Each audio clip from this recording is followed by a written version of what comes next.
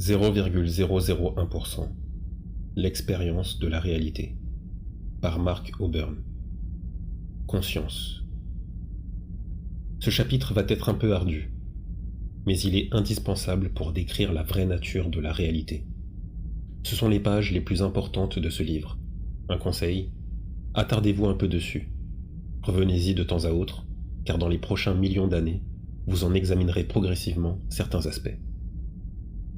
Les principes qui vont être abordés ont été parfois évoqués dans différentes traditions ésotériques. Vous serez peut-être parfois choqué parce qu'ils sont contraires aux programmations neuronales de notre culture terrestre actuelle, ou vous les considérerez comme de pures abstractions. C'est pourquoi nous allons commencer par définir ces principes de manière négative, pour initier la neutralisation des schémas antérieurs. Ces négations vont être répétées sous plusieurs angles pour balayer large dans le psychisme. Certains aspects seront illustrés d'exemples concrets, d'autres non, car ils ne sont accessibles qu'avec un autre mental. Commençons. Il n'existe rien qui ne soit pas conscience. La distinction entre le vivant, l'inerte, l'intelligent, ce qui est susceptible d'être conscient et ce qui est susceptible de ne pas l'être, cette distinction est profondément, complètement, intrinsèquement fausse. Il n'existe aucune matière qui ne soit pas pure conscience. Il n'existe aucune énergie dans l'ensemble des mondes qui ne soit pas de la conscience et rien que de la conscience. Il n'existe rien qui soit plus de la conscience qu'une autre chose. Il n'existe rien qui soit moins de la conscience que n'importe quoi d'autre.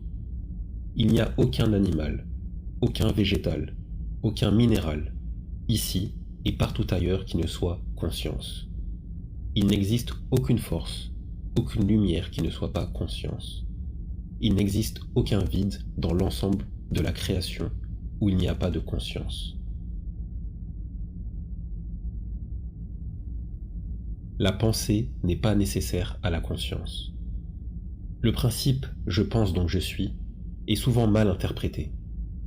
Originellement, il a été utilisé pour désigner la seule certitude qui puisse servir de base à l'ensemble de la construction mentale d'un des derniers courants philosophiques. À ce titre, il peut être assimilé à un axiome, c'est-à-dire un énoncé fondamental qui, par définition, ne peut être démontré. Pourquoi ? Parce que cet axiome serait en quelque sorte une évidence similaire à 1 plus 1 font 2, mais est complètement dénué de réalité. L'existence de la pensée ne retire rien ni n'ajoute rien à la conscience. Elle ne permet pas de déduire l'existence d'un être ni sa non-existence.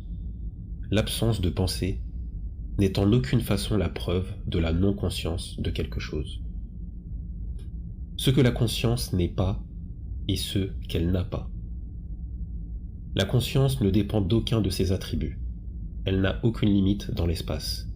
Elle n'est aucunement localisée dans un endroit ou un autre. Et elle n'est ni moins ni plus ici que là-bas. Elle n'est pas concernée par le concept que nous appelons temps.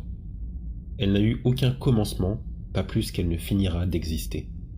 Elle ne possède rien parce qu'il n'y a rien à posséder. Et il n'est rien que la conscience ne possède en totalité. La conscience n'est en vérité aucunement divisée. Il n'y a rien qui soit des consciences différentes d'autres consciences, ni de sous-conscience, ni de métaconscience. Aucune hiérarchie entre ces hypothétiques différentes consciences. Ce que vous n'êtes pas. Vous n'êtes pas un fragment de conscience isolé. Il n'y a aucun fragment, il n'existe rien qui soit isolé. Vous n'êtes pas plus votre corps physique que n'importe quoi d'autre, pas plus vos pensées que n'importe quoi d'autre, pas plus votre mental, vos croyances, vos sentiments, votre personnalité, vos souvenirs que n'importe quoi d'autre. Vous en avez sûrement déjà lu des idées comme celle-ci. Nous aborderons plus loin les moyens de le comprendre et de le vérifier. Là où vous êtes. Malgré certaines apparences, vous n'êtes pas véritablement localisé dans ce quelque chose que vous nommez votre corps. Oui, c'est assez difficile à imaginer de prime abord, mais nous en verrons les corollaires un peu plus loin, et aussi quelques applications concrètes. Inconscience. Ce mot ne recouvre aucune réalité. Il n'existe aucun moment où ce que vous êtes n'est pas pure conscience. Il n'y a pas de niveau de vous-même qui soit inconscient. Il n'y a pas non plus de moment où la conscience s'éclipserait, ne serait plus, puis reviendrait d'on ne sait où. Ce que l'on appelle le sommeil et ce que l'on nomme les rêves ne sont pas ce que l'on pense généralement. Sur ce point, vous trouverez beaucoup plus d'informations dans les chapitres suivants. Conscience. Bon nombre d'ouvrages traitant de la conscience, du mysticisme et de l'ésotérisme avancé, ainsi que des commentaires relatifs à la méditation, abordent ces sujets comme nous venons de le voir. Ils semblent compiler les paradoxes. Ni conscience, ni absence de conscience, ni mort, ni absence de mort, ni, d'interminables suites de ni sur ce que la réalité n'est pas, et peu d'explications sur ce qu'elle serait. Il ne s'agit pas d'habileté rhétorique, de manipulation ou d'ésotérisme compulsif de la part des auteurs. Ils ne désirent pas cacher la vérité. Ils cherchent au contraire la meilleure manière de nous permettre d'accéder à cette réalité. Or, ce qu'ils ont à dire n'est pas exprimable par le mental que nous utilisons ici. Le mental est un ensemble de logiciels traitant une frange de la réalité. Cet ensemble est communément appelé l'ego. En simplifiant les choses, on peut dire qu'il y a un mental pour le corps physique, un pour le corps énergie, un pour le corps de lumière, et ainsi de suite, avec des correspondances entre les différentes structures mentales. Le spectre de perception étant de plus en plus vaste à mesure que l'on monte en vibration. Le mental du corps de lumière est incomparablement plus vaste que celui du corps physique, et plus apte à intégrer la réalité et la complexité. Ainsi, Bouddha n'a jamais voulu répondre à la question de ses disciples sur l'existence ou non d'un ego qui survivrait à la mort du corps physique et porterait le karma. Selon ces éléments, les raisons en seraient diverses. D'abord, il faudrait savoir de quel mental et de quel ego il s'agirait. En tant qu'assemblage transitoire hébergé par le corps physique, grosso modo, non. Pas d'ego qui survit. Mais cet assemblage a servi de matière première à ce qui s'est passé aux étages supérieurs. Et là, il y a quelque chose qui perdure au-delà de la mort physique. Il y a ce qui ressemble à une identité réelle et durable bien difficile à concevoir ici-bas, qui utilise les égos précédemment mentionnés comme outil d'expérience de la réalité. Vous avez la sensation d'être beaucoup plus vous-même quand vous vous êtes débarrassé de vos enveloppes inférieures que quand vous dormez plus ou moins dans le monde physique. Ensuite, l'outil de traitement des auditeurs de Bouddha risquait fort d'être celui du corps physique, et là aucune chance de comprendre ce que veut dire le maître. Affirmer l'existence de l'ego ou sa non-existence aboutit dans les deux cas à la non-compréhension de la réalité. Ne pas répondre à leurs questions, mais donner les moyens d'accéder par eux-mêmes à la réponse est la seule manière logique d'opérer. Entre autres choses, Bouddha était d'une rationalité implacable. Donc quand il fallait parler, il répétait « ni ceci, ni cela, ni ce truc-là, ni son contraire, ni le contraire de son contraire, etc. » Tragique dilemme que d'expliquer l'illusion par le langage de l'illusion. Des concepts tels que la réalité ultime, l'éternité, Dieu ou la physique quantique sont de mieux en mieux approchés au fur et à mesure où l'on s'appuie sur un matériel plus performant. Ce qui suit est une approximation physico-mentale de ce qu'est la conscience. Elle est aussi imparfaite que possible, mais ce n'est pas une raison pour ne pas essayer d'en parler. Par commodité, nous appellerons création cette réalité. Cela ne signifie pas qu'il y aurait un créateur antérieur à sa création et placé à l'extérieur de son œuvre, la contemplant plus ou moins pour des raisons qui auraient de grandes chances de nous échapper durant l'éternité. La conscience est tout ce qui existe.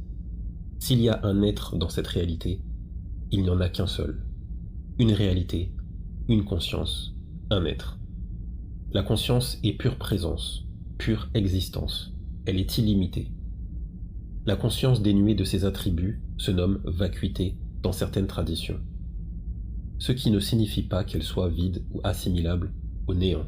Au contraire, elle est intrinsèquement capable d'accueillir toute chose, tel un récipient qui ne posséderait aucun bord, aucune paroi, et qui contient réellement toute chose. La nature réelle de toute chose se combine à l'infini avec ce que l'on a appelé souvent l'illusion. L'autre nom de cette illusion est la séparation. L'idée selon laquelle telle ou telle portion de la création pourrait exister d'une manière relativement indépendante. Ainsi, un univers vibratoire serait séparé des autres univers une galaxie séparée des autres galaxies, une étoile séparée des autres étoiles, un être humain séparé des autres êtres humains. Identité est encore un synonyme, ainsi qu'ego, âme, personnalité et tous les mots désignant des objets objectifs. Ce genre d'exposé nous plonge souvent dans une sorte d'inconfort. À notre échelle, nous voyons bien qu'un objet est séparé d'un autre. La différence entre une pomme et une montagne nous saute aux yeux. Il y a un observateur et il y a ce qui est observé.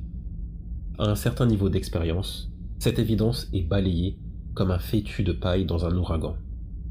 Dans les états de conscience élargis que l'on qualifie de cosmiques, état tout à fait accessible à notre humanité actuelle, la création apparaît comme un flot de lumière. Les limites entre l'observateur et l'observé n'existent plus. Il n'y a plus de choses proches ou de choses éloignées. La totalité de la création baigne dans la conscience jusqu'à l'infini. Le Verbe de Dieu, le son de Dieu, résonne de la même façon en tout point de son œuvre. Et ce n'est pas qu'une métaphore. On l'entend parfaitement. Il n'est rien que la conscience ne puisse contenir ni connaître dans tous ses détails et sous tous ses aspects. Si cela vous intéresse, il y a la narration d'une expérience de ce type dans le livre Autobiographie d'un yogi par Yogananda Paramahansa.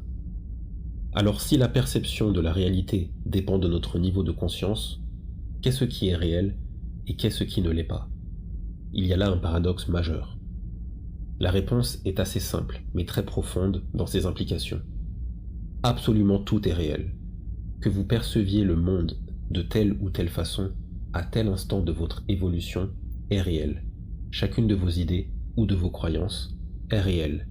Il n'existe rien qui ne soit réel. Même l'illusion est très réelle. Quel que soit le nom que vous lui donnez, la création, Dieu, le réel déploie des myriades de mondes, des myriades de choses dans chacun de ces mondes, une infinité de formes et d'expériences, bien plus qu'il n'en faut pour vous occuper et vous surprendre à jamais. Un jour, vous retrouverez votre place dans l'éternité, sans l'avoir jamais quittée, mais vous ne cesserez jamais d'apprendre et d'expérimenter. Les paradoxes s'accumulant avec les paradoxes ne sont qu'une des pièces du jeu cosmique. Une seule conscience divine et infinie dans toutes les directions, qui joue et s'expérimente elle-même dans une extase sans limite. Voici la réalité. Il n'y a pas de clé. Nous allons nous éloigner des paradigmes actuels, qu'ils soient scientifiques ou philosophiques, pour explorer d'autres domaines, les rapports entre la conscience, le mental, la pensée, la mémoire et la perception. Ceci a pour unique but de vous permettre d'accéder par vous-même à d'autres niveaux de réalité. Il est basé exclusivement sur l'expérience personnelle, et à ce titre, il peut différer ou ressembler à d'autres expériences. Il n'y a aucun effort à faire pour avancer sur le chemin de la conscience. Il n'y a rien à acquérir, rien à posséder, rien à maîtriser. Il s'agit au contraire de perdre quelque chose, d'abandonner quelque chose qui nous attache depuis que nous avons choisi de passer par ici. Nous sommes en ce monde pour vivre une expérience d'extrême limitation. Durant les moments où nous sommes phasés avec cette dimension, nous ne nous souvenons plus de ce que nous sommes et notre mémoire est effacée. Nous nous croyons délimités par notre enveloppe physique, par la naissance et par la mort. Mais rien ici-bas ne dure toujours. Si nous nous égarons parfois durant des millénaires, cela n'est pas très important. Nous finissons par retrouver la mémoire. Les êtres de ce monde, comme de tout autre, sont des enfants lumière. La liberté est leur vraie nature. Ils ne resteront pas toujours en esclavage.